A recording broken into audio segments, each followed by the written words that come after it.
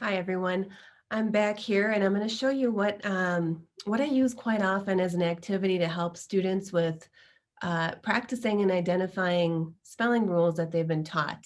One part of learning a spelling rule is application. It's applying the rule to words, which is a lot of the practice you're going to get when you're using the instructor's manual, as well as the activity pages uh, that I just shared with you earlier when Kate was with us.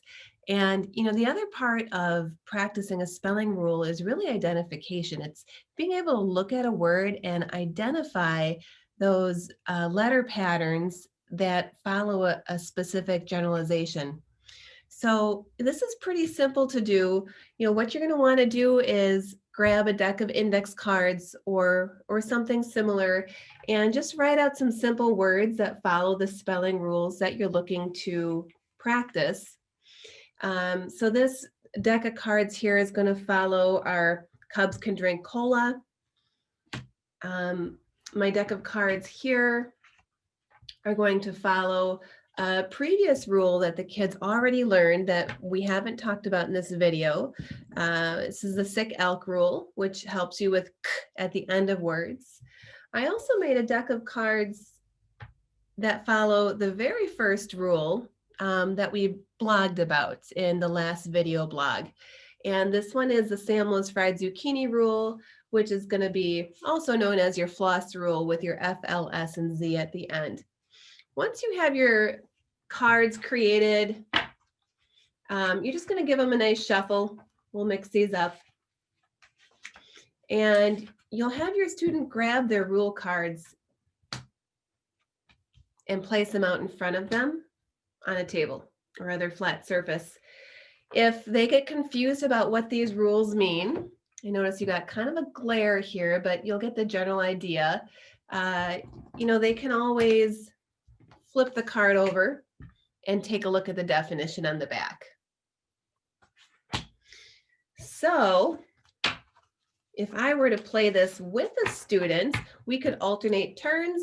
If I pull up the first card is kiss, you got the student reading the word, and then you got them thinking about, where would that word fall? Is it a kind Ken rule? Is it Cubs can drink cola?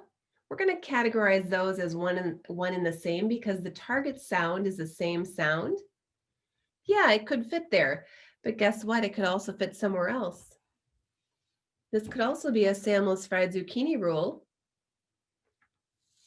but it would not fit here. So we could place that card, right in between these two rules to indicate that this word follows two different spelling rules. If I flip through my cards, my next word is script. Your student can read that word. And then they're, again, determining where that word would land. This is a great one to pull during this vlog because you're going to notice you got this blend here with the SC.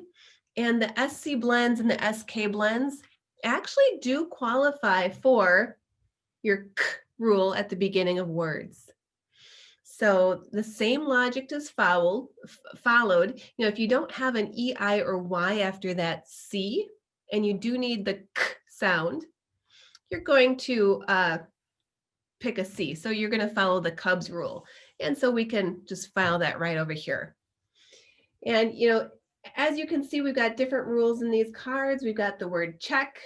I see a CK at the end. Students already learned that in lesson 3 of the instructor's manual. Again, we're all pulling this all from the Silver Moon Instructor's Manual, Kit 1, and so on and so forth.